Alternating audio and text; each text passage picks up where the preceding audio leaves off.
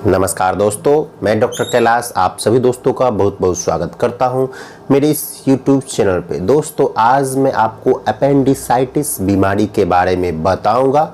ये क्या होता है, इसके क्या कारण होते हैं, क्या लक्षण होते हैं और होम्योपैथिक मेडिसिन से आप अपने अपेंडिसाइटिस की प्रॉब्लम को पूरी तरह से ठीक कर सकते हो बिना किसी सर्जरी के आवश्यकता से। मैं आपको ये भी बताऊंगा कि आपको सर्जरी किस कंडीशन में करवानी है या नहीं करवानी है। तो दोस्तों, अगर इस चैनल पे आप नए हैं तो चैनल को सब्सक्राइब करके इस वीडियो को लास्ट तक जरूर देखें ताकि अपेंडिसाइटिस से जुड़े क्वेश्चंस आपको क्लियर हो सके। तो चलिए शुरू करते हैं अपेंडिसाइटिस और इसकी होम्योपैथिक मेडिसिन।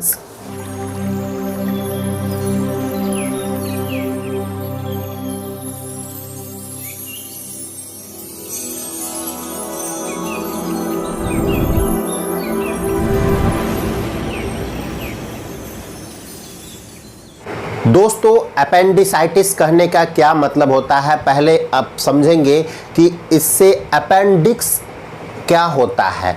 दोस्तों, अपेंडिक्स कहने का ये मतलब है कि ये हमारे जो इंटेस्टाइन होती है उसके जो लास्ट एरिया होता है वहाँ पे एक छोटी सी 4 सेंटीमीटर की एक नली होती है। दोस्तों, जहाँ पे छोटी आंत ख़त्म होती है और बड़ी आंत स्टार्ट होती है वहाँ पे आपको एक छोटी सी 3 से 4 सेंटीमीटर की एक नली आपको दिखाई देती है, उसे अपेंडिक्स कहते हैं। दोस्तों, जब भी कुछ हम खाते हैं तो उसका डाइजेशन इंटेस्टाइन के थ्रू होता है, तो जो वेस्ट मटेरियल होता है वो इंटेस्टाइन के थ्रू बाहर निकलता है। तो उस कंडीशन में ऐसा होता है कि जो वेस्ट मटेरियल है वो अपेंडिक्स में जाके रुक जाता है, जिसके कारण वहाँ पे स्वेलिंग होने लगती है। आपके पेट में दाहिने साइड लीवर के नीचे राइट साइडेड और जांघ के एरिया में, थाई रीजन एरिया में आपको दर्द होने लगेगा। वहाँ पे टेंडरनेस रहेगी, स्वेलिंग रहेगी, जी मिचलाता है और आपको पेट में इतनी ज़्यादा कॉलिक पेन होगी कि आप बर्दाश्त नहीं कर पाते हो। इसी कंडीशन को अपेंडिसाइटिस कहा जाता है। दोस्तों, कारणों की अगर हम बात करें तो जैसा कि मैंने आपको बताया कि जो वेस्ट मटेरियल उसमें एब्जॉर्ब हो जाते हैं, उसके कारण उसमें स्वेलिंग आने लगती है और उसका साइज बढ़ने लगता है। या इसके अलावे अगर आपको हिपैटोमेगाली है या अगर आपका लिवर बढ़ गया है उस कारण से भी हो सकता है, या स्प्लीनोमेगाली है तो उस कारण से भी हो सकता है। इसके अलावे अगर आपको बहुत ही दिनों से कॉन्स्टिपेशन की समस्या रहती है, IBS की कंडीशन रहती है, गैस की प्रॉब्लम रहती है, खाना ठीक से पचता नहीं है, खट्टी ढकारे वगैरह आती रहती है, पेट साफ नहीं हो पाता है, जब भी आप मोशन पास करने जाते हैं बहुत आपको डिफ़िकल्टी होती है आपको स्टूल पास करने में, तो ये सब सिचुएशन जब क्रोनिक हो जाती है तो अपेंडिसाइटिस होने के चांसेस बढ़ जाते हैं।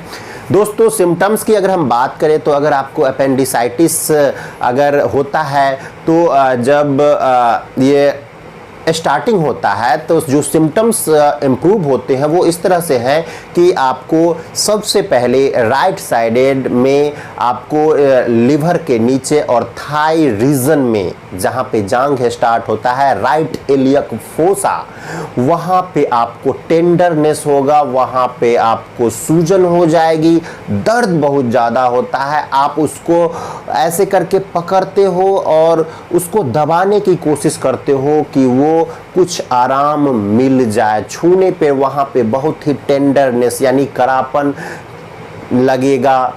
इसके अलावे आपको मिचली होगी, उल्टी होगा, इस तरह के सिम्टम्स देखने को मिलते हैं। डॉक्टर्स के पास जब आप जाते हैं तो आपका वो फिजिकली चेक करते हैं और कंफर्म करने के लिए अल्ट्रासोनोग्राफी या कुछ ब्लड टेस्ट वगैरह करवाते हैं, जिससे कंफर्म हो जाता है कि आपको अपेंडिसाइटिस हो गया है। दोस्तों, अपेंडिसाइटिस में किस स्टेज में आपको मेडिसिन लेनी चाहिए या नहीं लेनी चाहिए, अब उसके अब उस पर हम आते हैं। तो दोस्तों अपेंडिसाइटिस में अगर फर्स्ट स्टेज में है, एक्यूट है, माइल्ड है, तो उस कंडीशन में बहुत ही बेहतरीन होम्योपैथिक मेडिसिन है जिसको लेने से आपकी ये समस्या पूरी तरह से खत्म हो जाएगी। तो दोस्तों उस कंडीशन में अगर इन्फ्लेमेशन हो गया है और दर्द बहुत ज़्यादा रहता है, तो उस कंडीशन में आपको बेलाडोना और डायस्कोरिया, इसके साथ साथ कोलोसिंथ, ये तीनों ऐड आपको करना है। Belladonna, Dioscorea, colocynth. बेलाडोना में स्वेलिंग आती है, दर्द आता है और जाता है, और उसमें पेन जो होता है वो ठप ठप जैसे घोड़ा चलता है और उसका जो पाँव का जो आवाज़ आता है उस तरह से टप टप टप टप पेट में आवाज़ आती है, उस तरह से होता है।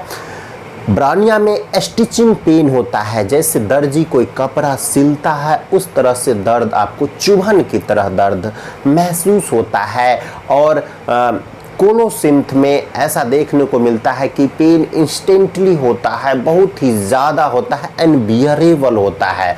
तो उस कंडीशन में आप ये तीनों दवा 30 पोटेंसी में 2-2 बूंद दिन भर में 3 बार आप इसको लेते हैं तो आपकी दर्द पूरी तरह से ठीक हो जाती है, और कुछ दिन लेने से आपके अपेंडिसाइटिस की भी जो कंडीशन है वो धीरे धीरे ठीक होने लगती है। इसके अलावे आप इसमें आयरिस 10X जो कि अपेंडिसाइटिस में बहुत ही यूज की जाती है, इसे आप 2X पोटेंसी में आप इसे ले सकते हैं।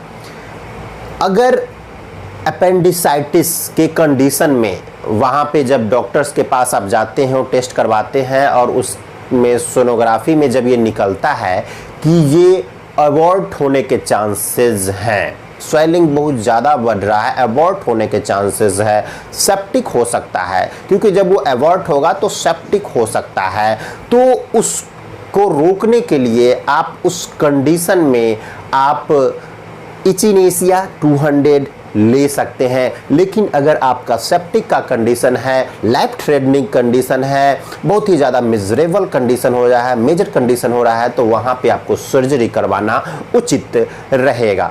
दोस्तों अगर लाइफ थ्रेटनिंग कंडीशन नहीं है, उसमें किसी प्रकार की सपुरेशन वगैरह नहीं है, तो आपको होम्योपैथिक मेडिसिन से पूरी तरह से ठीक हो जाएगी। तो जैसा कि मैंने आपको बताया, बेलाडोना, ब्रानिया, कोलोसिंथ आपको 30 पोटेंसी में लेना है, फर्स्ट स्टेज में है या क्रोनिक स्टेज में है, पेन बहुत ज़्यादा रहता है। इसके अलावा आप आयरिस 10X 2X पोटेंसी में आप इसको ले सकते हैं। इसके अलावा आपको अगर सेप्टिस की कंडीशन लग रही है, डॉक्टर्स ऐसा कहते हैं, तो उस कंडीशन में इचिनेसिया 200 ले सकते हैं। इसके साथ साथ आपको लाइकोपोडियम 1M सप्ताह में 1 बार आपको यूज करना है। तो दोस्तों ये थे कुछ होम्योपैथिक मेडिसिन जिसको आप ले सकते हैं। साथ ही साथ मैं आपको एक और होम्योपैथिक मेडिसिन बताना चाहूँगा जो कि REPL की आती है, REPL नंबर 6। दोस्तों इसे आप 10 बूंद हल्के गुनगुने पानी के साथ सुबह दोपहर शाम आप इसको अगर लगातार लेते हैं तो अपेंडिक्स की जो कंडीशन है वो बहुत ही जल्दी ठीक हो जाएगी। दोस्तों अगर फर्स्ट स्टेज में ये अपेंडिसाइटिक्स अगर आपका है तो जो दवा मैंने आपको बताया है उसके अलावा आप REPL नंबर 6 लेते हो तो मात्र 1 महीने के अंदर में आपको अपेंडिक्स से राहत मिल जाएगा और इससे आप पूरी तरह से ठीक हो जाएंगे। तो दोस्तों आज के लिए इतना ही, फिर मिलता हूँ कुछ नए वीडियो में कुछ नई जानकारियों के साथ। तब तक के लिए आपसे विदा लेता हूँ। जाने से पहले आपसे एक बार फिर रिक्वेस्ट करना चाहूँगा कि अगर चैनल पे नए हैं तो चैनल को सब्सक्राइब जरूर करें, जिससे मेरा हौसला बढ़े और नई नई वीडियो बनाने का उत्साह बना रहे। तो दोस्तों आज के लिए इतना ही, धन्यवाद।